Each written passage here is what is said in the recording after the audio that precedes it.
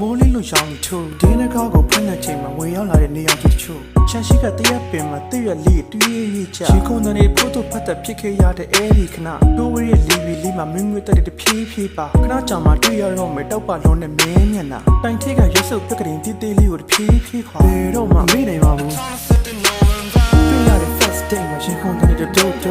ကြောက်တိုင်မှာတွေးခုန်နေတဲ့နေဝင်နေတဲ့ဖြုတ်ဖြုတ်ကျူပြက်ပြက်နဲ့တွေးနေမိတဲ့ရှက်ရှက်နဲ့ဟုတ်ဒီလို့လက်ထိတ်မှာပန်းတွေရောင်းတဲ့ကောင်မလေးရဲ့လုံးရှုံနေချိုးတရက်မှာမင်းပြောက်သွားလို့လက်တီးတဲ့ကဖက်ကျိုးလေးပြီးပေါ်တက်တာရှိသူထားလို့ချီပြီးပြတဲ့ဖက်ကျိုးလေးတွေကိုချိန်မှာဝေးလို့ကွာငါတို့နှစ်ယောက်ရဲ့တိတ်ဘဝနောက်တစ်ချိန်ထက်ရခြင်းနဲ့သူရှိကြမဲ့စိတ်ဆန္ဒဒီမလာရောမန်တိတ်တဲ့ငါရဲ့တိတ်နာမေးရဲ့တူချီတူတူတွေးမဲ့လက်တွေအိမ်မက်တခုလို့စုပ်ပြတ်နေဝဲအစနိုင်မှုချီပြီးတဲ့နေမှာမင်းလေးကလာဝဲနာချင်ရညာဝေးရငြိမ်းချမ်းတော့နေရ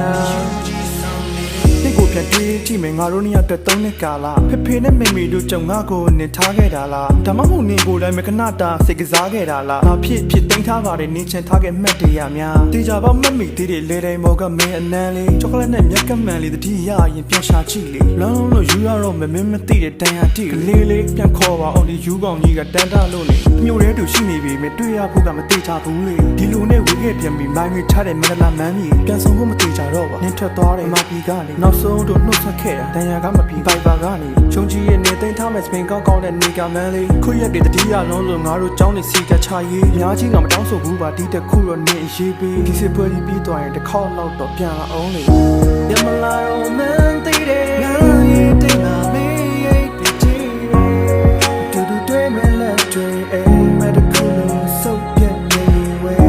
အစနိုင်မှုချီပြီးတဲ့နေမှာမင်းလေးကလာကွယ်နာချင်ရညာဝေးရငြိမ်းချမ်းတော့နေရ